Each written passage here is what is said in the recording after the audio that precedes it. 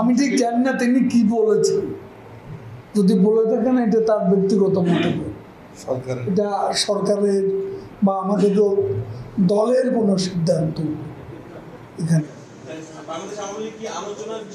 চলমান পরিস্থিতি নিয়ে শুক্রবার সকালে রাজধানীর ধানমন্ডিতে আওয়ামী লীগ সভাপতির রাজনৈতিক কার্যালয়ে সংবাদ সম্মেলনে আসেন দলের সাধারণ সম্পাদক ওবায়দুল কাদের। শিক্ষার্থীরা কোনোভাবেই সরকারের প্রতিপক্ষ নয় জানিয়ে ক্ষমতাসীন দলের সাধারণ সম্পাদক বলেন, মূল দাবির সুরাহা হয়েছে। আজ শুক্রবার বৃষ্টির মধ্যে রাজধানী সহ সারা দেশে যখন উত্তাল আন্দোলন চলছে, তখন ওবায়দুল কাদের বলছেন, সরকার বনাম শিক্ষার্থী গেম খেলে ফায়দা লোটার চেষ্টা চলছে। সম্মানিত দর্শক, এবার বর্তমান আওয়ামী লীগের সাধারণ সম্পাদক ওবায়দুল কাদের সাহেবকে সংবাদ সম্মেলনে তার পদত্যাগ নিয়ে প্রশ্ন করায় এবার কঠিনভাবে ফেঁসে গেলেন ওবায়দুল কাদের সাহেব। ওবায়দুল কাদের সাহেবকে প্রশ্ন করেছে সে কবে পদত্যাগ করবে, বর্তমানে বাংলাদেশে যে পরিস্থিতি সেই পরিস্থিতিতে কি প্রধানমন্ত্রী শেখ হাসিনা কি পদত্যাগ করবে কিনা, এইসব বিষয়ে জানতে চাইলে ওবায়দুল কাদের সাহেব মেজাজ হারিয়ে ফেলেন। সম্মানিত দর্শক, এই ভিডিওতে কিন্তু আপনারা দেখতে পারবেন ছাত্রদের উদ্দেশ্য করিয়ে ওবায়দুল কাদের সাহেব যে বক্তব্য দিয়েছেন, ছাত্রদেরকে হুঁশিয়ারি দিয়েছেন, তা কিন্তু সোশ্যাল মিডিয়ায় ঝড়ের গতিতে ভাইরাল হচ্ছে। সম্মানিত দর্শক, চলুন এই ভিডিওতে আমরা বিস্তারিত দেখে আসি। খুবই গুরুত্বপূর্ণ ভিডিওটি, না টেনে সম্পূর্ণ ভিডিওটি দেখবেন। চ্যানেলে নতুন হয়ে থাকলে সাবস্ক্রাইব করে আমার সাথেই থাকবেন। ভিডিওতে একটি লাইক করে দেখতে থাকুন সম্পূর্ণ ভিডিওটি। যদি বলে থাকেন এটা তার ব্যক্তিগত মন্তব্য, এটা সরকারের বা আমাদের দলের কোনো সিদ্ধান্ত এখানে। আর আমার প্রশ্ন হচ্ছে যে শিক্ষার্থীদের আন্দোলনের শুরু থেকে আমরা দেখলাম যে শিক্ষার্থীরা বারে বারে সরকারের পক্ষে নির্বাহী বিভাগকে আলোচনার বসার কথা বলছিলেন, সেটা হয়নি। আবার শিক্ষকরাও তাদের আন্দোলন কাভার করতে যে আমরা দেখেছি যে তারাও বারবার আফসোস করে বলছেন যে আমাদের সাথে সরকারের কেউ কেন আলোচনায় বসে না, আমাদের সম্পর্কে সিদ্ধান্ত নিচ্ছে তারা কোন রকম আমাদের সাথে কোনো আলোচনা না করে সিদ্ধান্ত নেওয়া হচ্ছে। বাংলাদেশ আওয়ামী লীগ কি আলোচনার বিষয়ে অনাগ্রহী হয়ে উঠছে কিনা, আলোচনা করে সমস্যা শিক্ষকদের সাথে তো পাশের রুমে আমি বসলাম না, এটা পরে, এটা ইদানিং প্রথম থেকে দেখা যাচ্ছিল যে শিক্ষকরা এই ছাত্র আন্দোলনের শুরু থেকে যেদিন থেকে 28 তারিখের আগ দিয়ে আমরা যখন শিক্ষকদের আন্দোলন কাভার করছিলাম, শিক্ষকদের ঢাকা ইউনিভার্সিটিতে কিংবা ছাত্ররা বারবার বলছিলেন যে আলোচনায় বসুক, আমাদের সাথে কেউ নির্বাহী বিভাগের শিক্ষকরা বলছেন যে আমাদের সাথে কেউ আলোচনা বসছেন না কেন। বাংলাদেশ আওয়ামী লীগ কি আলোচনার পর থেকে সরে আসছে কিনা, কে বলছে? শিক্ষকদের দাবি, শিক্ষকরা কিংবা ছাত্র। আমি যে বসলাম এটা কি সরকারের না? পরে কবে আছে আলোচনা চলবে, আমি তো আলোচনা করছি, এখনো চলছে। তারপরে আমাদের শিক্ষা সংস্কৃতি বিষয়ক যে উপদেষ্টা আছেন তিনি কিন্তু প্রতিনিয়তই তাদের সাথে যোগাযোগ করছেন, কথাবার্তা বলছেন। শিক্ষার্থীরা এখন ক্লাসে ফিরে যাবেন, কিন্তু ইউনিভার্সিটি তো বন্ধ। এই অবস্থায় শিক্ষার্থীরা ক্লাসে ফিরে যাবেন এরকম তো সম্ভাবনা নাই। যখন হয় সম্ভাবনা, যখন খুলবে তখন সেটা দেখা যাবে, আস্তে আস্তে পর্যায়ক্রমে সবই হবে, খুলে যাবে। আমরা দেখছি যে ডক্টর ইউনূসকে প্রধানমন্ত্রী করে সামাজিক যোগাযোগ মাধ্যমে একটা ক্যাবিনেট দেয়া হয়েছে এবং আপনারা এটাকে কিভাবে দেখছেন?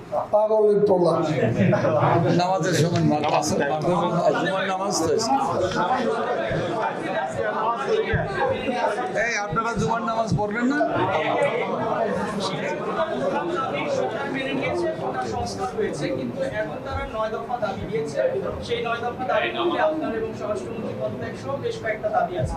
এই দাবির ব্যাপারে আপনারা কি ভাবছেন?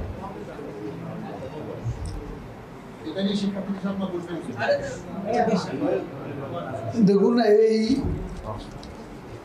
আমি একটা কথা পরিষ্কার করে বলতে চাই, আমি আজকেও বলেছি, সরকার অলরেডি বিচার বিভাগীয় তদন্ত কমিশন।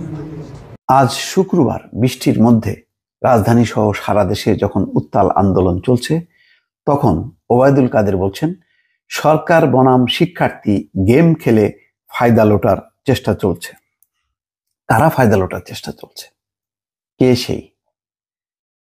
যাক, সেই বিশ্লেষণ করি। আগে একটু খবরটা শুনুন, ওবায়দুল কাদের কি বলছেন। কোটার দাবি পূরণের পরেও একটি মহল সরকার বনাম শিক্ষার্থী গেম খেলে ফায়দা লোটার চেষ্টা করছে। শিক্ষার্থীরা কারো ঢাল হিসেবে ব্যবহার হবে না এমন আশা প্রকাশ করেছেন আওয়ামী লীগের সাধারণ সম্পাদক ওবায়দুল কাদের।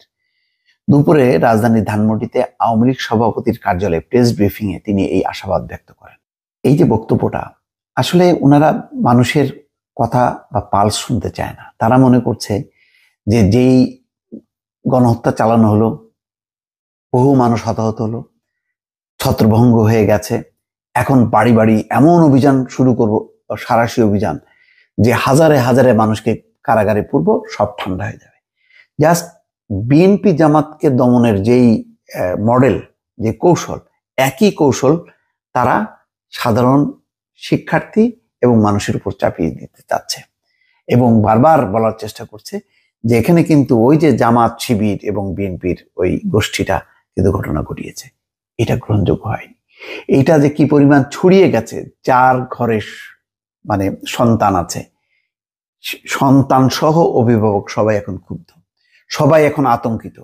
এইভাবে রাতের বেলায় যে ব্লক রেড দিয়ে যেই অভিযান চলছে, তারপরে বাবার মায়ের কোল থেকে সন্তানকে উঠিয়ে নিয়ে যাওয়া হচ্ছে, এটার পরিস্থিতি পরিণতি ওবায়দুল কাদের সাহেব বুঝতে পারছেন, অনুধাবন করতে পারছেন কি করা উচিত?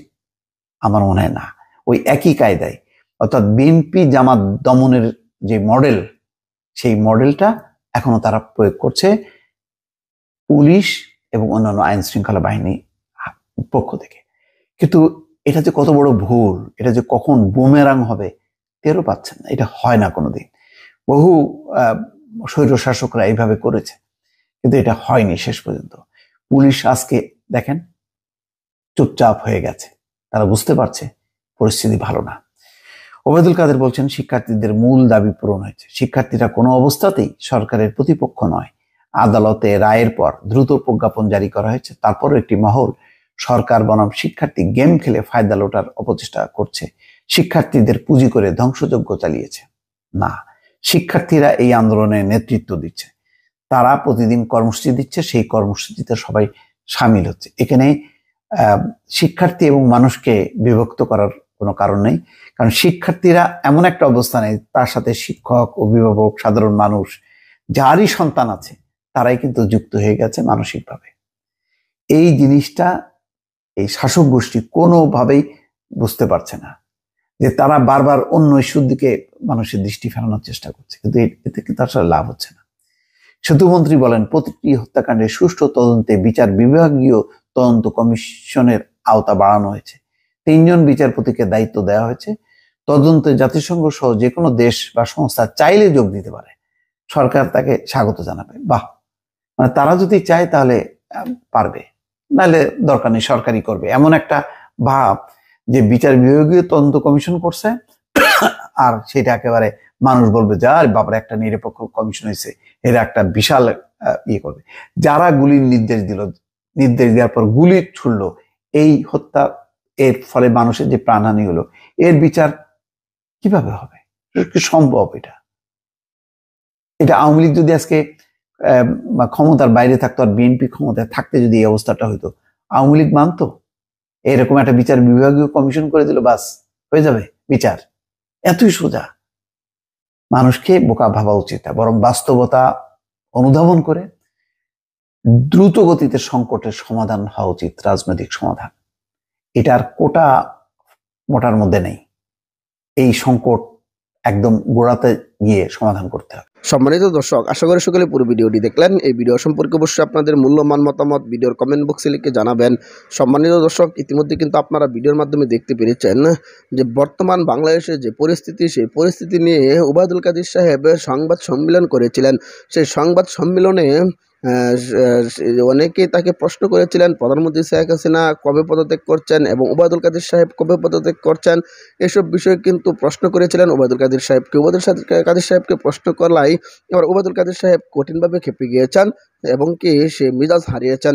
সম্মানীয় দর্শক, এই ভিডিওতে কিন্তু আপনারা দেখতে পেরেছেন যে ছাত্রদেরকে উদ্দেশ্য করে ওবায়দুল কাদের সাহেব যে বক্তব্য দিয়েছেন, হুঁশিয়ারি দিয়েছেন, এই বিষয়গুলো নিয়ে কিন্তু এবার ঝড় সৃষ্টি হয়েছে সোশ্যাল মিডিয়ায়। এই ভিডিওতে কিন্তু আপনারা বিস্তারিত দেখতে পেরেছেন। অবশ্যই এই ভিডিও সম্পর্কে আপনাদের মতামত ভিডিওর কমেন্ট বক্সে লিখে জানাবেন। এরকম ভিডিওগুলো সবার আগে পেতে অবশ্যই চ্যানেলকে সাবস্ক্রাইব করে পাশে থাকা বেল বাটনটি অন করে রাখবেন পরবর্তী আপডেট সবার আগে পাওয়ার জন্য। আজকের মতো ভিডিওটা এখানে শেষ করলাম। দেখা হচ্ছে পরবর্তী ভিডিওতে। সেই পর্যন্ত ভালো থাকবেন, সুস্থ থাকবেন। আসসালামু আলাইকুম ওয়া রাহমাতুল্লাহ।